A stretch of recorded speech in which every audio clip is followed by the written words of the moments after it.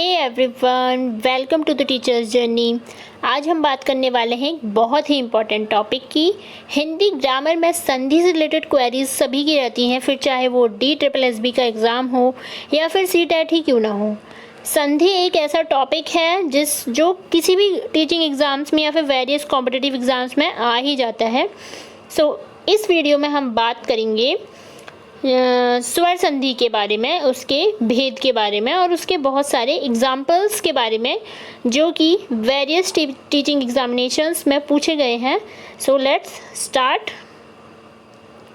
सबसे पहले देख लेते हैं इन शॉर्ट संधि होती क्या है। इन शॉर्ट जान लेते हैं सबसे पहले संधि क्या है। तो संधि का अर्थ जैसा कि पता चल रहा है मेल या फिर जोड़, दो निकटवर्ती वर्णों के परस्पर मेल से जो विकार होता है उसे संधि कहते हैं। अब ये जो हमारी संधि है वो हिंदी ग्रामर में भी काम आती है और संस्कृत ग्रामर में भी काम आती है, तो दोनों में ये एक ही जैसी होती है। तो कुछ हम नियम उसके भी पढ़ लेंगे, संस्कृत से भी और कुछ हिंदी से भी, बहुत ही आसान शब्दों में हम सीखेंगे। जैसे कि संधि मीन्स मिलना या जुड़ना, तो समधनतोष संतोष, देवधन इंद्र देवेंद्र, भानुधन उदय भानुदय, सभी नामों में संधि होती है। आप अपने नेम का भी संधि विच्छेद आसानी से कर सकेंगे अगर आप संधि के प्रकार को पढ़ेंगे। तो संधि की हमने बात करी। संधि यहाँ पर होती है तीन प्रकार की: स्वर संधि, व्यंजन संधि और विसर्ग संधि। स्वर संधि जिसमें स्वरों की वजह से कुछ परिवर्तन आए, चेंज आए। व्यंजन संधि मीन्स व्यंजनों की वजह से या व्यंजनों का इसमें परिवर्तन आ जाता है, और विसर्ग संधि में विसर्ग लग जाता है। ये भी बहुत आसान होती है। तो हम जान लेते हैं स्वर संधि के बारे में। स्वर संधि मीन्स दो स्वरों के मेल से होने वाले विकार परिवर्तन को स्वर संधि कहते हैं। उदाहरण हिमधनालय, हिमालय। अब यहाँ पर जो है वो ये आ की वजह से जो विकार हुआ है, और आ हमारा क्या है, स्वर है। इस स्वर की वजह से जो विकार हुआ है ये स्वर संधि के अंतर्गत आ जाएगा। अत्र अस्ति, अत्रास्ति, यहाँ पर भी, और ये सब इसी के उदाहरण हैं स्वर संधि के। स्वरों की वजह से विकार हो रहा है यहाँ पर। स्वर संधि के अगर भेद की या फिर टाइप्स की बात करें तो इसके 5 भेद होते हैं: दीर्घ, गुण, वृद्धि, यण और अयादि संधि। इसमें से गुण हो गया, यण हो गया और दीर्घ से भी ये बहुत ज़्यादा क्वेश्चंस जो हैं देखने में मिलते हैं। इसके प्रैक्टिस सेट भी हम करेंगे। दीर्घ संधि क्या होती है? दीर्घ संधि का सूत्र अकह सवर्ण दीर्घ। अगर आपको याद नहीं रखना है तो मत रखिए, सिर्फ हमें दीर्घ संधि में इतना ही याद रखना है कि इसमें अ, धन, अ, इससे मिलकर के हमारा क्या बन रहा है, बड़ा आ बन रहा है, यानी कि इनसे मिलकर के हमारा ये बन जा रहा है। ठीक है, ये दोनों मिलेंगे तो बड़ा आ बन जाएगा। ई, धन ई, ये भी मिलकर के बड़ी ई बन रही है। दीर्घ का मतलब ऐसे समझिएगा कि बड़ा ही बनेगा, जो कुछ भी बनेगा वो बड़ा ही बनेगा। ठीक है, अ की बात हो गई, ई की बात हो गई, अब इसमें ऊ की भी बात हो जाती है। ऊ, धन ऊ, इससे भी मिलकर के बड़ा ऊ ही बनने वाला है, और अगर एक छोटा ऊ और एक बड़ा ऊ होगा तो भी बड़ा ऊ ही बनने वाला है। इस तरह से हम इसे आसानी से समझ सकते हैं। अब उदाहरण देख लेते हैं। पुस्तक धन आलय बराबर पुस्तकालय। अधना बड़ा आ ही बना है। कुछ और उदाहरण देखेंगे, जैसे कि हिम धन आलय, हिमालय, ये अधना आ बना है, इसमें परिवर्तित हुआ है। विद्या धन अर्थी, विद्यार्थी, यानी कि यहाँ पर छोटा आ था पर फिर भी उसमें बड़े आ की मात्रा आई है।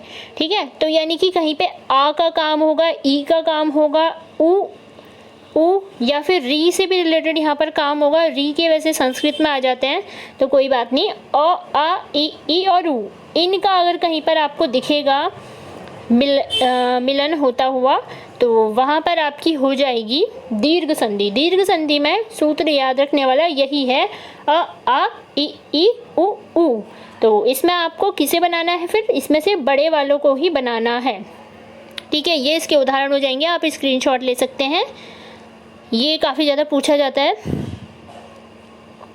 और अब आगे बढ़ते हैं। गुण संधि। गुण संधि का सूत्र होता है आद गुणा। फिर से मैं बताऊंगी आपको, अगर आपको याद नहीं रखना है तो मत रखिए। बस इसमें आपको इतना ही याद रखना है कि जब इसमें अ, धन ई मिलते हैं औ धन ई मिलते हैं तो ए बन जाता है। ये मात्रा वाला, एक मात्रा वाला ए बन जाएगा। ठीक है, एक बार फिर से बता देती हूँ।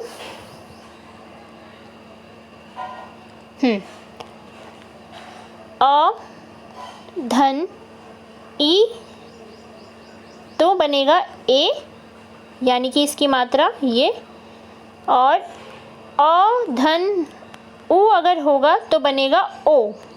अब जो जो बन रहा है उस पर आपको ध्यान देना है। ठीक है, और अ धन री अगर होगा, यहाँ पर हम बात करें अ धन री तो बनेगा अर।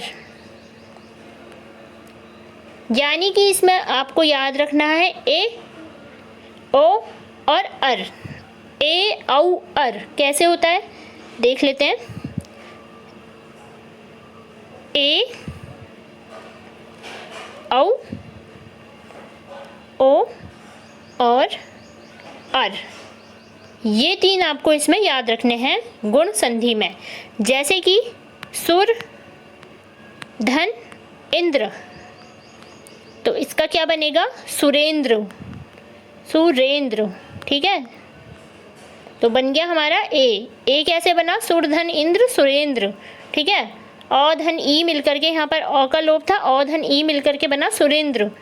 और पर धन उपकार परोपकार, महाधन ऊर्जा महोर्जा, देवधन ऋषि देवर्षि, राजा धन इंद्र राजेंद्र। एक बार इसको देख लेते हैं। देवधन ऋषि, देवधन ऋषि, ये मिलकर के बना देवर्षि। तो यहाँ पर ये इस तरह से लिखा जाता है देवर्षि। यहाँ पर अर का लोप होता हुआ दिख रहा है, अर। ठीक है, ये अर मिलकर के बना है और यहाँ पर ए बन गया है। ओ किस में बनेगा फिर, ओ बनेगा महाधन ऊर्जा महोर्जा। जैसे कि यहाँ पर लिख देती हूँ मैं, महाधन ऊर्जा, महाधन ऊर्जा बनेगा महोर्जा। ठीक है, तो ये क्या बन गया है, अ धन उ मिलकर के ओ बन गया है। तो तीन चीज़ें आपको याद रखनी है, ए ओ और अर। अब बात कर लेते हैं वृद्धि संधि की। वृद्धि संधि में क्या होता है, वृद्धि संधि में ए और औ आपको याद रखना है, ए और औ। ये ए के उदाहरण है कुछ और ये औ के उदाहरण है, और बनने क्या वाला है आपका, ए और औ ही बनेगा। कैसे बनेगा, एक धन एक एक एक, मत धन एक मतैक्य। ठीक है, महाधन ऐश्वर्य महेश्वर्य, वन धन औषधि वनौषधि। यानी कि ए और औ की यहाँ पर बात हो रही है। अगर और उदाहरणों की बात की जाए यहाँ पर, तो उदाहरण हो जाते हैं आपके माता धन ऐश्वर्य मातेश्वर्य, सदा धन एव। ये सदा धन एव बहुत ज़्यादा पूछा जाने वाला क्वेश्चन है। सदा धन एव सदैव, सदा धन एव, तो दो मात्राएं आ जाएंगी सदैव। और उसी तरह से वन धन औषधि वनौषधि, ये औ और ऐ बन रहा है इसमें वृद्धि संधि में। तो वृद्धि को भी आपको ऐसे ही याद रखना है कि आगे वाला बनेगा। ठीक है, ए के बाद आता है ऐ और ओ के बाद होता है औ। तो वृद्धि में भी आपको ऐसे याद रखना है, और गुण में भी आपको ऐसे, दीर्घ में भी आपको ऐसे याद रखना है। दीर्घ का मैंने क्या बताया था, दीर्घ में बताया था आ ई और उ, इनके बारे में बताया था। अब आगे बात कर लेते हैं यण संधि, जिसका सूत्र होता है ई को यड़ची। ये सूत्र आपको याद नहीं रखना है तो मत रखिए, पर इसमें हमें क्या याद रखना है, इसमें हमें ये याद रखना है कि ई या बड़ी ई का य होना, य के नीचे हलंत यानी कि आधा य होना। जब संधि करते समय ई या ई के साथ कोई अन्य स्वर हो तो य बन जाता है, जब उ या उ के साथ कोई अन्य स्वर हो तो व बन जाता है, जब री के साथ कोई अन्य स्वर हो तो र बन जाता है। अधिधन आय अध्याय, ये देखिए ई और आ मिल करके बना है य, और य के नीचे यहाँ पर ध आधा आ गया है। ठीक है, य पूरा रहा है और ये आधा आ गया है। अब अगर बात की जाए इसमें ट्रिक की, तो यण संधि में आप कैसे पहचानेंगे कि यण संधि है। तो यहाँ पर जो है आधा तो आएगा। यहाँ बहुत सारे जो उदाहरण आपको देखने को मिलेंगे उसमें आधे शब्द आएंगे, तो आप इस तरह से पहचान सकते हैं। वैसे तो आपको याद ही होनी चाहिए, लेकिन इस तरह से आप पहचान सकते हैं कि इसमें ये देखिए अत्यधिक आधा तो आया है, अत्याचार, यद्यपि, यदिधनपि, ये याद कर लीजिएगा। इत्यत्र, ये इस तरह से, ये इसके और भी उदाहरण है।